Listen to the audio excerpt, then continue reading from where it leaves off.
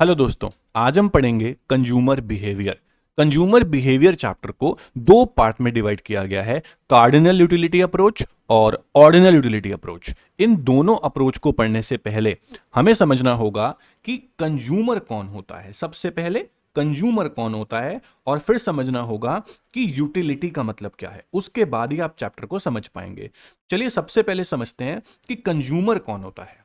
Consumer वो होता है जो गुड्स को या सर्विसेज को कंज्यूम करता है। जो भी गुड्स और सर्विसेज को कंज्यूम करता है उसे बोलते हैं कंज्यूमर। अब क्वेश्चन ये आता है कि गुड्स और सर्विस को कंज्यूम करता क्यों है कंज्यूमर, तो सिंपल सी भाषा में आप आंसर देंगे कि कंज्यूमर को अपने वांट सेटिस्फाई करने होते हैं, इसलिए कंज्यूमर गुड्स और सर्विस को कंज्यूम करता है। सिंपल सी बात।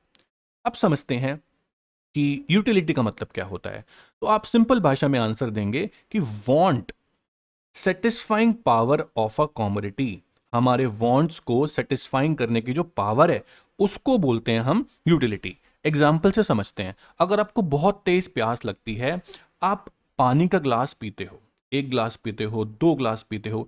आप जब भी पानी का ग्लास पीते हो तो एक ग्लास पीने के बाद या दो ग्लास पीने के बाद आपको सेटिस्फैक्शन मिल जाती है, आपका वांट, आपकी प्यास बुझ जाती है। इसे ही बोलते हैं यूटिलिटी। पानी के ग्लास में ऐसा क्या था कि आपका वांट सेटिस्फाई हो गया, तो उसके अंदर एक ऐसी पावर थी जिसने आपके वांट को सेटिस्फाई किया। So simple is that. अब क्वेश्चन ये बनता है कि क्या आप यूटिलिटी को मेजर कर सकते हो? क्या हम सेटिस्फैक्शन को मेजर कर सकते हैं? तो सिंपल सी बात है, इन रियल लाइफ आप सेटिस्फैक्शन को मेजर नहीं कर सकते। लेकिन हमारे कुछ इकोनॉमिस्ट हैं, उनमें से एक इकोनॉमिस्ट है अल्फ्रेड मार्शल। कौन है? Alfred Marshall. अल्फ्रेड मार्शल ने बोला कि हम मान लेते हैं कि सेटिस्फैक्शन को मेजर कर सकते हैं, वो भी नंबर्स में।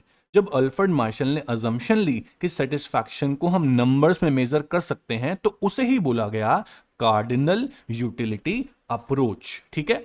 अब अल्फ्रेड मार्शल बोलते हैं कि सेटिस्फैक्शन को आप मेजर कर तो सकते हो, वो भी नंबर्स में कर सकते हो। जब भी आप सेटिस्फैक्शन को नंबर्स में मेजर करोगे तो आप उसकी यूनिट जो लोगे वो लोगे यूटिल्स, यानी कि आप सेटिस्फैक्शन को यूटिल्स में मेजर करोगे। आपने एक ग्लास पानी पिया, मान लो आपको मिली 10 यूटिल्स। दूसरा ग्लास पानी पिया, आपको कम मिलेगी सेटिस्फैक्शन क्योंकि आपकी प्यास बुझ चुकी है, आपको मिली मान लो 8 यूटिल्स। तो इस तरह से अल्फ्रेड मार्शल ने बोला कि सेटिस्फैक्शन को आप नंबर्स में मेजर कर सकते हो, उसे ही बोलते हैं कार्डिनल यूटिलिटी अप्रोच। आपको मेरी बात समझ में आ गई होगी। उसके बाद हम सिंपल सी बात पढ़ते हैं कि यूटिलिटी को क्या आप कुछ पार्ट्स में डिवाइड कर सकते हो? तो सिंपल सा आंसर है यस। यूटिलिटी को हम दो पार्ट में डिवाइड कर सकते हैं। सबसे पहला टोटल यूटिलिटी और दूसरा होता है बच्चों मार्जिनल यूटिलिटी। अगर आपसे पूछते हैं कि what is total utility and what is marginal utility, तो क्या आंसर देंगे? मैं आपको एग्जांपल से समझाता हूं। फॉर एग्जांपल, मैंने आपको एग्जांपल दिया था कि अगर आपको प्यास लगी है बहुत तेज, तो आप पानी का ग्लास पीना चाहते हैं, ग्लास ऑफ वाटर। अब मान लीजिए कि ग्लास ऑफ वाटर की हम बात कर रहे हैं। आप छोटे वाले डिस्पोजल ग्लास आपने देखे होंगे। आप मान लो फॉर एग्जांपल कि आप 5 ग्लास पानी पी सकते हो, 1 2 3 4 5, छोटे वाले 5 ग्लास। आप पहला ग्लास जब पानी पियोगे तो आपको मिलती है मान लो 10 यूटिल्स। ठीक है, हमने अजम्पशन ली, सेटिस्फैक्शन को नंबर से मेजर कर सकते हैं। और दूसरा ग्लास पानी पियोगे तो आपको सेटिस्फैक्शन कम मिलेगी, ज्यादा नहीं मिलेगी, क्योंकि पहले ग्लास के कंपैरिजन में दूसरा ग्लास आपको सेटिस्फैक्शन कम देगा। आपको मिली 8, फिर आपको मिली 6, फिर आपको मिली 4, फिर आपको मिली 2। अगर आप 6th ग्लास भी पिएंगे तो आपको सेटिस्फैक्शन नहीं मिलेगी, क्योंकि आपकी कैपेसिटी मान लो 5 ग्लास पीने की थी, मैंने ऐसा आपको कहा था। अगर आप एक्सेस में पानी पिएंगे, 7th ग्लास पी जाएंगे, तो आपकी सेटिस्फैक्शन जो है वो नेगेटिव में जा सकती है। ये जो मैंने लिखा है ये है मार्जिनल यूटिलिटी। ऐसा क्यों, आप समझ जाएंगे अभी। हम बात करते हैं टोटल यूटिलिटी की। मैंने पहला ग्लास पानी पिया था, मुझे मिली थी 10 यूटिल्स। मैंने दूसरा ग्लास पानी पिया, मुझे मिली 8 यूटिल्स। अगर मैं आपसे पूछता हूं बच्चों दोनों ग्लास से टोटल सेटिस्फैक्शन कितनी मिली, आप बोलोगे सर 18 मिली, तो 18 मैं यहां लिखूंगा। पहले ग्लास से 10 मिली थी। अगर मैं आपसे पूछता हूं बच्चों 3 ग्लास से टोटल सेटिस्फैक्शन कितनी मिली, आप बोलोगे सर 24 मिली, तो मैंने 24 लिख दिया। ऐसे ही 4 ग्लास से 28, 5 ग्लास से 30, 6 ग्लास से भी 30, और 7वें ग्लास से टोटल करें तो -2 करके आपका 28 आएगा। तो ये आपकी टीयू होती है। अब मैं आपको समझा सकता हूं कि क्या डेफिनेशन होती है टीयू की और क्या डेफिनेशन होती है एमयू की। चलिए समझते हैं टीयू क्या होता है। अगर आप टीयू को समझाना चाहते हो तो आप बोलोगे it refers to the total satisfaction. क्या बोलोगे? Total satisfaction by consumption of total units. आपने जितने भी यूनिट्स कंज्यूम की हैं उससे आपको टोटल सेटिस्फैक्शन जितनी भी मिली उसे बोलेंगे टीयू।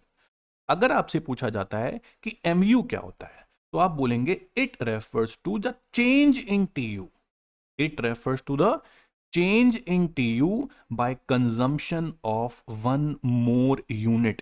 एक यूनिट और एक्स्ट्रा कंज्यूम करने के बाद आपको जो टीयू में चेंज दिखा उसे बोलते हैं मार्जिनल। मैं आपको समझाता हूं कि मैं कैसे एमयू निकाल सकता हूं। देखो, आपको पहले ग्लास से मिली थी 10 यूटिल्स, दूसरे से देखा आपने 18 टोटल मिली, तो चेंज कितना आया? चेंज आया 8 का, वही यहां पर लिखा है। फिर तीसरे ग्लास से आपने देखा टोटल 24 मिली थी, दूसरे तक 18 थी, तो 2 और 3 के बीच में जो चेंज आया वो 6 यूटिल्स का आया, वो यहां पर लिखा है। तो एमयू निकालने का बड़ा सिंपल सा फंडा है कि आप न्यू वाले टीयू में से पुराने वाला टीयू माइनस कर दें तो आपको मिलता है मार्जिनल यूटिलिटी। इसका एक फॉर्मूला और भी होता है कि चेंज इन टीयू यानी डेल्टा टीयू को आप डिवाइड कर दें डेल्टा यूनिट से तो भी आपका एमयू निकल सकता है। तो इस तरह से अल्फ्रेड मार्शल ने बोला कि टीयू और एमयू दो टाइप हैं यूटिलिटी के। आपके एग्जाम में क्वेश्चन आ सकता है कि हम टीयू को और एमयू को रिलेट कैसे करें, क्या रिलेशन होता है टीयू में और एमयू के बीच में।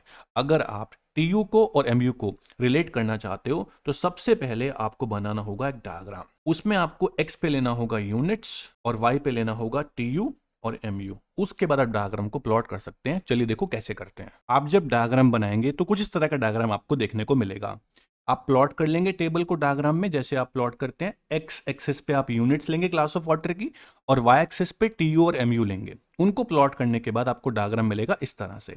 अगर आप ध्यान से देखो तो इसमें 3 रिलेशनशिप हम बना सकते हैं। सबसे पहला रिलेशनशिप क्या बनेगा कि व्हेन टीयू इंक्रीजेस, सबसे पहले आप देखो टीयू इंक्रीज हो रहा है, तो व्हेन टीयू इंक्रीजेस वो डिक्रीजिंग रेट से बढ़ रहा है। मैं आपको दिखाता हूं भी कैसे बढ़ रहा है। When TU increases at decreasing rate तो एमयू आपका फॉल होता है। मैं आपको दिखाता हूं टीयू कौन से रेट से बढ़ रहा है। टीयू 10 से बढ़ रहा है, फिर उसके बाद 8 से बढ़ रहा है, फिर 6 से बढ़ रहा है, फिर 4 से बढ़ रहा है, फिर 2 से बढ़ रहा है। इसको बोलते हैं डिक्रीजिंग रेट। जब टीयू डिक्रीजिंग रेट से बढ़ेगा तो आपका एमयू फॉल होगा। यही हमने लिखा कि when TU increase at decreasing rate MU false.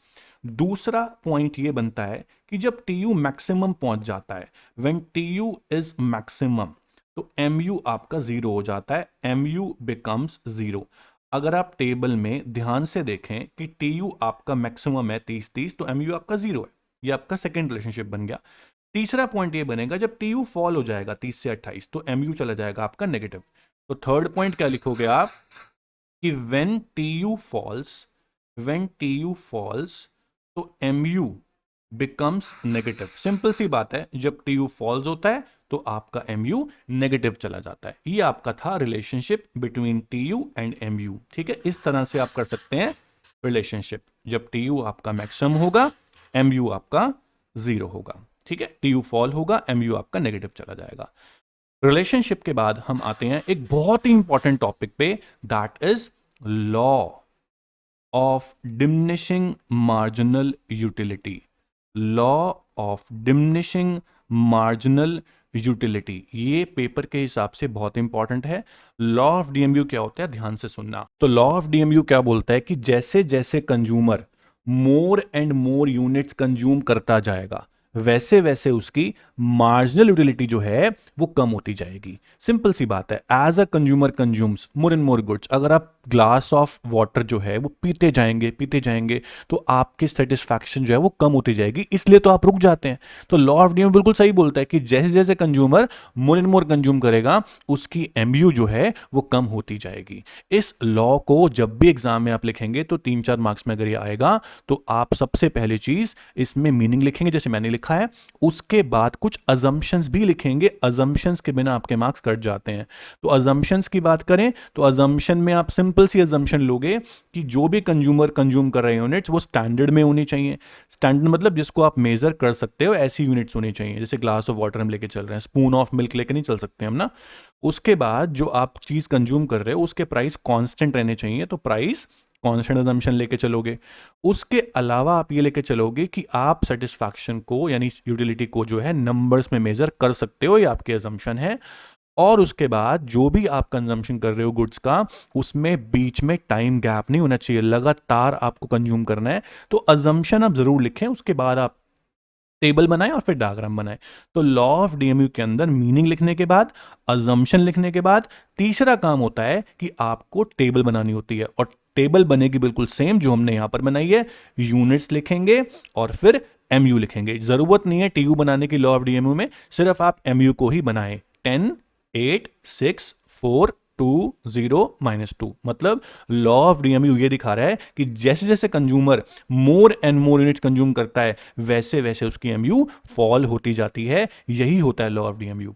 लेकिन जब डायग्राम बनाओगे तो उसमें टीयू की जरूरत नहीं है, आप सिर्फ एमयू का ही डायग्राम बनाओगे जैसे ये बना हुआ है।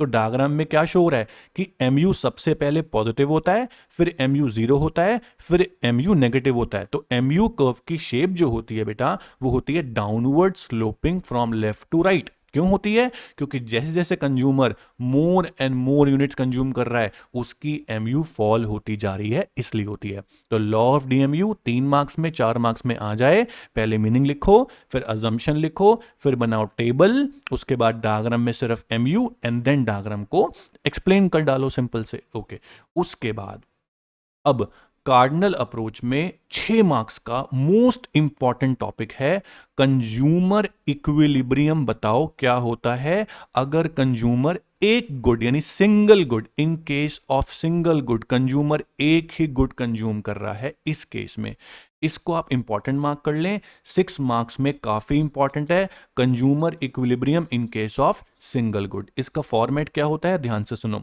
सबसे पहले आपको बताना होता है मीनिंग। किसका मीनिंग? कंज्यूमर्स इक्विलिब्रियम का मीनिंग आप बताओगे। मीनिंग के बाद आप अजम्पशंस बताओगे कि हम क्या एज्यूम कर रहे हैं। जो अजम्पशंस आपने लॉ ऑफ डीएमयू में ली थी वही अजम्पशन लिखेंगे हम। अजम्पशंस के बाद सबसे इंपॉर्टेंट चीज है कि आप बताओगे कंडीशन की आपको प्रूफ क्या करना है, कंज्यूमर इक्विलिब्रियम होगा कहां पर। कंडीशन बताने के बाद आप टेबल से प्रूफ करोगे कि इक्विलिब्रियम कहां पर आया, और टेबल के बाद आप बना डालोगे डायग्राम। तो मैं आपको सारी चीजें लिखकर दिखाऊंगा कि कैसे कैसे क्या लिखना होता है, ध्यान से देखना। तो सबसे पहले आते हैं कंज्यूमर इक्विलिब्रियम का मीनिंग क्या होता है। तो सिंपल सी भाषा में it refers to a situation. Consumer equilibrium एक ऐसी सिचुएशन है जहां कंज्यूमर को मैक्सिमम सेटिस्फैक्शन मिलती है और वहां से वो चेंज नहीं करना चाहता। ऑब्वियसली बात है, जहां पर कंज्यूमर को एक बार मैक्सिमम सेटिस्फैक्शन मिल गई वहां से वो चेंज क्यों ही करना चाहेगा। अगर ऐसी कोई सिचुएशन आती है तो उसको बोलते हैं कंज्यूमर्स इक्विलिब्रियम। सिंपल भाषा में कंज्यूमर इक्विलिब्रियम का मतलब होता है स्टेट ऑफ रेस्ट, जहां से कंज्यूमर चेंज नहीं करना चाहता, स्टेट ऑफ बैलेंस जिसे हम बोलते हैं। अब वो कब होगा वो आपको प्रूफ करना है अगर कंज्यूमर एक गुड कंज्यूम कर रहा है तो। अगर आपको 6 में से 6 नंबर चाहिए तो पहले आपको फॉर्मेट देना पड़ेगा जो बहुत सही होता है, दैट इज मीनिंग लिखो, फिर अजम्पशन लिखो। अजम्पशन में आपको लिखनी है लॉ ऑफ डीएमयू वाली अजम्पशन, जैसे कि price constant, consumer should be rational, law of DMU operates, unit standard में होनी चाहिए, और जब कंजम्पशन कर रहा हो कंज्यूमर तो टाइम गैप नहीं होना चाहिए कंजम्पशन में। अब आपको इक्विलिब्रियम प्रूफ जो करना है वो कहां प्रूफ करना है, कंज्यूमर इक्विलिब्रियम होगा कहां पर। तो उसकी पहली कंडीशन है, बहुत ध्यान से सुनना, पहली कंडीशन है कि MU of X should be equals to P X. कहने का मतलब यह है कि जितने प्राइस कंज्यूमर पे कर रहा है उसके बराबर उसको सेटिस्फैक्शन भी मिलनी चाहिए। अब अल्फ्रेड मार्शल बोलते हैं कि भाई जो यूटिलिटी है वो तो होती है यूटिल्स में, और जो प्राइस होता है वो होता है रुपीज में। तो आप यूटिल्स को और रुपीज को कंपेयर कैसे कर सकते हो? इसलिए अल्फ्रेड मार्शल ने बोला कि आप जो एमयू लेके चल रहे हो यूटिल्स वाली, उसको अगर आप डिवाइड कर दो MUM से। What is MUM? कि 1 रुपए में कितनी आपको सेटिस्फैक्शन मिलती है। चलिए मान लेता हूं मैं कि 1 रुपए में मिलती है मेरे को 2 यूटिल्स। 1 रुपया खर्च करने से मेरे को मिलते हैं 2 यूटिल्स, ये मानना पड़ेगा मुझे। अगर मैं यूटिल्स वाली एमयू को डिवाइड कर देता हूं 1 रुपए से मिलने वाली सेटिस्फैक्शन, मैंने मान लिया कि 2 यूटिल मिलती है, तो मैं एमयू को, जो यूटिल्स वाली एमयू है, उसको रुपीज में कन्वर्ट कर सकता हूं। तो मेरा एमयू रुपीज में जब आ जाएगा ना, तब मैं कंपेयर कर पाऊंगा एमयू को और प्राइस को। तो सबसे पहली बात, एमयू को रुपीज में कन्वर्ट करना पड़ेगा। वो मैं कन्वर्ट करूंगा टेबल में। अब सुनना ध्यान से, जब टेबल बनाओगे आपको टेबल में क्या करना है, आपको टेबल में इक्विलिब्रियम प्रूव करना है। तो इक्विलिब्रियम प्रूव करने के लिए टेबल में सबसे पहले आप बनाओगे यूनिट्स का column, units of glass of water. ठीक है, मैंने लिखा 1 2 3 4 5। उसके बाद जो एमयू हमने ली थी, पहले ही हम लेके चल रहे थे 10 utils, 8 utils, 6 utils, 4 यूटिल, 2 utils. Price constant हमने माना है अजम्पशन में, तो प्राइस कांस्टेंट दिखाना पड़ेगा आपको। मान लो 2 रुपए मैंने प्राइस मान लिया गुड्स का, जो कांस्टेंट है, प्राइस बार बार चेंज नहीं होगा। अब ये एमयू जो है वो यूटिल्स में है और जो प्राइस है वो रुपीज में है, तो मेरे को यूटिल्स वाली एमयू को प्राइस यानी रुपीज वाली एमयू में कन्वर्ट करना पड़ेगा। तो मेरे को निकालना है नया एमयू जो रुपीज के टर्म में होगा। उसको निकालने का फॉर्मूला है कि इस वाले एमयू को मैं डिवाइड कर दूं एमयू एम से। एमयू एम क्या होता है, 1 रुपए में मिलने वाली सेटिस्फैक्शन, जो मैंने मानी थी 2 यूटिल्स। तो मैं इस एमयू को 2 यूटिल से डिवाइड करूंगा, 10 डिवाइड बाई 2 दैट इज 5, फिर 8 divide by 2 that is 4, 6 divide by 2 that is 3, 4 divide by 2 that is 2, 2 divide by 2 that is 1। अब ध्यान से देखो, px और जो एमयू नए वाला है, रुपीज वाला एमयू, दोनों बराबर आ रहे हैं। यहां पर कंज्यूमर इक्विलिब्रियम पर होगा, यहां पर आपकी कंडीशन पूरी होती है। इसे बोलते हैं consumer equilibrium in case of single good. तो जब भी कंज्यूमर का एमयू प्राइस के बराबर आएगा, उसे बोलेंगे इक्विलिब्रियम। उससे पहले आपका एमयू एक्स जो है वो ज्यादा है पी एक्स से, इस केस में कंज्यूमर इक्विलिब्रियम पर नहीं है। अगर आपसे पूछा जाए क्यों नहीं है, तो आप बोलोगे सेटिस्फैक्शन ज्यादा है और प्राइस कम है। आपसे पूछा जाएगा क्या करेगा कंज्यूमर इक्विलिब्रियम पे आने के लिए, तो आप बोलोगे कि वो यूनिट्स को, जो भी कंज्यूम कर रहा है ग्लास ऑफ वाटर, उसको मोर एंड मोर कंज्यूम करेगा। क्योंकि मोर कंज्यूम करने से एमयू फॉल हो जाएगा, और एमयू को तब तक फॉल करेंगे जब तक प्राइस के बराबर नहीं आ जाएगा। ऐसे ही यहां पर देखो, एमयू एक्स जो है वो कम है पी एक्स से, इस केस में इक्विलिब्रियम नहीं है। इक्विलिब्रियम तक पहुंचने के लिए कंज्यूमर क्या करेगा कि कंजम्पशन जो है ना यूनिट्स का, उसको डिक्रीज करेगा। कंजम्पशन डिक्रीज करेगा तो इससे उसका एमयू बढ़ेगा, और एमयू को तब तक बढ़ाएंगे जब तक प्राइस के बराबर नहीं आ जाता। इस तरह से आप करते हो consumer equilibrium in case of single good. I hope समझ में आपको आया होगा। जब हम इसका डायग्राम बनाएंगे, तो डायग्राम में सिंपल सी बात है, आपको प्राइस लेना है जो कि कांस्टेंट है, 2 हमने लिया था, और एमयू लेना है आपको रुपीज वाला, जो कि हमारा 5 आया है, 4 आया है, 3 आया है, 2 आया है, 1 आया है। इसको आप जब प्लॉट करोगे तो इस तरह से 5 4 3 2 1 प्लॉट हो जाएगा। तो कंज्यूमर इक्विलिब्रियम आपका ई पॉइंट पे आता है यहां पर। तो हाँ, लिख देंगे यहाँ M U X equal to P X, और उससे पहले आपका एम यू जो है वो बड़ा होता है पी एक्स से, और उसके बाद जो है वो एम यू छोटा होता है पी एक्स से। इसे बोलते हैं consumer equilibrium in case of single commodity. I hope आपको समझ में अच्छे से आ गया होगा। दोस्तों अब आते हैं नेक्स्ट टॉपिक पे, जो लास्ट टॉपिक है, that is consumer equilibrium in case of two goods. जब भी एग्जाम में आपको consumer equilibrium in case of two goods आएगा, तो सबसे पहली बात आप ध्यान रखेंगे कि आपको फॉर्मेट फॉलो करना है। फॉर्मेट क्या है, मीनिंग लिखो, अजम्पशंस लिखो, उसके बाद कंडीशन लिखो, कंडीशन के बाद बनाओ टेबल, और टेबल के बाद कर दो टेबल को एक्सप्लेन, एंड देन बना दो डायग्राम अगर है तो सबसे पहली बात, मीनिंग क्या था। कंज्यूमर इक्विलिब्रियम का मीनिंग ये था कि जब कंज्यूमर को मैक्सिमम सेटिस्फैक्शन मिल रही हो, जब वो 2 गुड्स कंज्यूम कर रहा हो और वहां से वो चेंज ना करना चाहता हो, there is no tendency to change. तो डेफिनेशन आप सेम लिखेंगे जो 1 कमोडिटी की थी। अजम्पशंस भी ऑलमोस्ट सारी सेम आएंगी कि कंज्यूमर 2 गुड्स कंज्यूम कर रहा है, पहली अजम्पशन है जो वहां पर नहीं थी। ठीक है, प्राइस कांस्टेंट होंगे, अजम्पशन थी।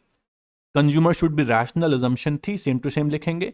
Law of DMU applicable, same to same लिखेंगे। एक अजम्पशन फालतू यहां पर आ सकती है कि इनकम जो कंज्यूमर की है वो कांस्टेंट रहेगी, और कंज्यूमर जो है वो 2 गुड्स कंज्यूम कर रहे हैं, एक्स्ट्रा अजम्पशन है। इनको आप ध्यान रखें, अजम्पशंस हमेशा लिखनी होती हैं, इसके मार्क्स होते हैं, नहीं लिखोगे तो मार्क्स कट जाएंगे।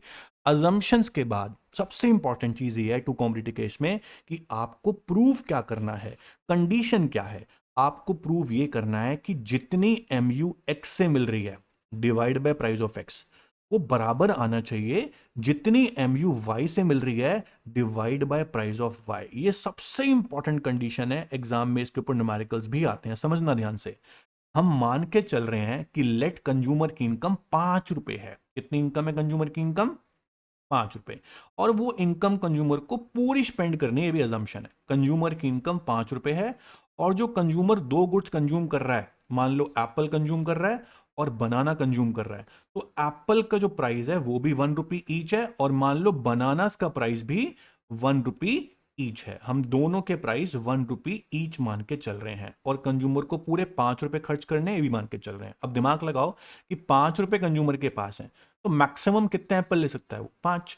और मैक्सिमम बनाना कितने ले सकता है? 5, क्योंकि 1 रुपए का एक है।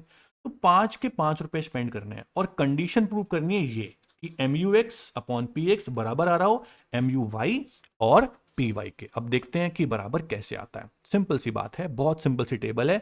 आप यहां लिखोगे यूनिट्स, यूनिट्स लिखने के बाद 1 2 3 4 5 यहां लिखोगे आप एम यू ऑफ एक्स, यानी कि एप्पल का जो एम यू है वो लिख रहा हूं मैं यहां पर।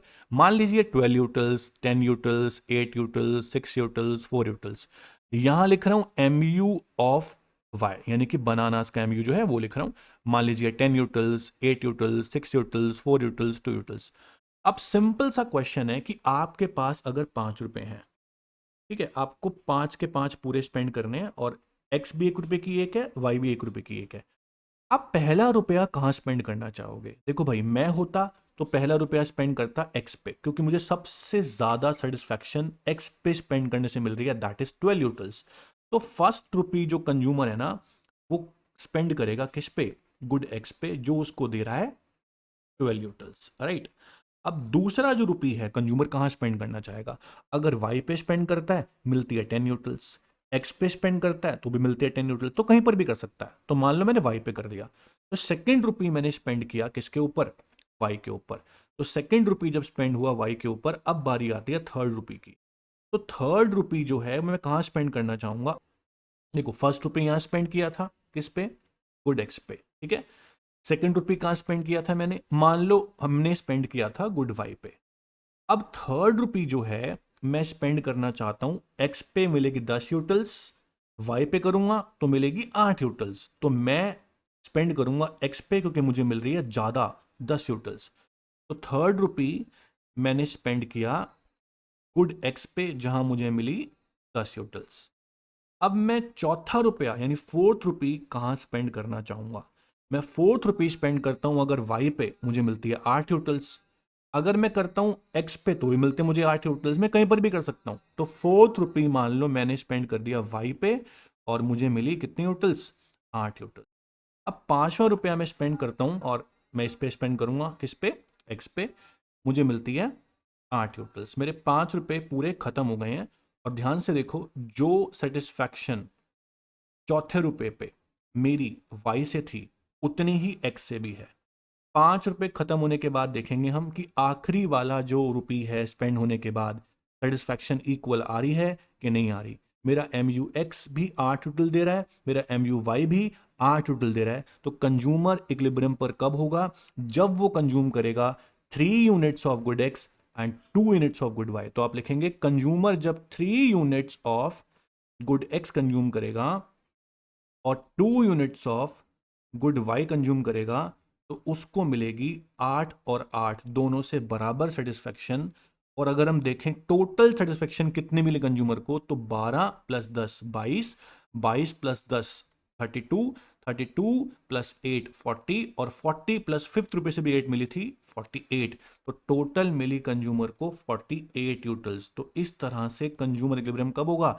जब कंज्यूमर 3 यूनिट्स गुड एक्स की बाय कर रहा है और 2 यूनिट्स गुड वाई की बाय कर रहा है। 5 रुपए पूरे खत्म हो गए, आपको पूरी इनकम स्पेंड करनी है, ध्यान रखना। ये आपका टू कॉमोडिटी केस था।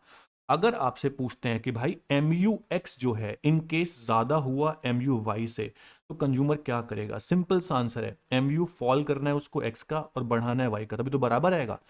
तो he will consume more of good X ताकि एम यू एक्स का फॉल हो जाए, and less of good Y, ताकि एम यू ऑफ वाई जो है वो बढ़ जाए। कब तक करेगा ऐसा? जब तक एम यू एक्स और एम यू वाई बराबर नहीं आ जाते। अगर आपसे पूछते हैं कि एम यू एक्स अगर छोटा हुआ एम यू वाई से तो कंज्यूमर क्या करेगा, तो आप बोलोगे he will consume less of good X, ताकि एम यू ऑफ एक्स बढ़ जाए, and more of good Y, ताकि एम यू ऑफ वाई जो है वो कम हो जाए। ऐसा तब तक करेगा जब तक एम यू एक्स और एम यू ए बराबर नहीं आ जाते। तो इस पे डेफिनेटली क्वेश्चन बनता है, इसको मत छोड़ना, ये वेरी वेरी इंपॉर्टेंट है। तो आई होप आपको consumer behaviour in case of cardinal approach समझ में आ गया होगा। अगर आपको समझ में आया तो प्लीज लाइक द वीडियो और चैनल को सब्सक्राइब कर लो। ऐसी वीडियोस और आती रहेंगी। अगर आपको वीडियोस अच्छी लग रही हैं, समझ में आ रहा है, आपकी समरी जो आपको मिली है इससे आपको क्लियर हो रहा है, चैप्टर याद आ रहा है, तो कमेंट करके मेरे को जरूर बताओ कि हाँ सर समझ में आया, ताकि मैं और वीडियो पोस्ट कर सकूं। Okay, thank you so much, all the best.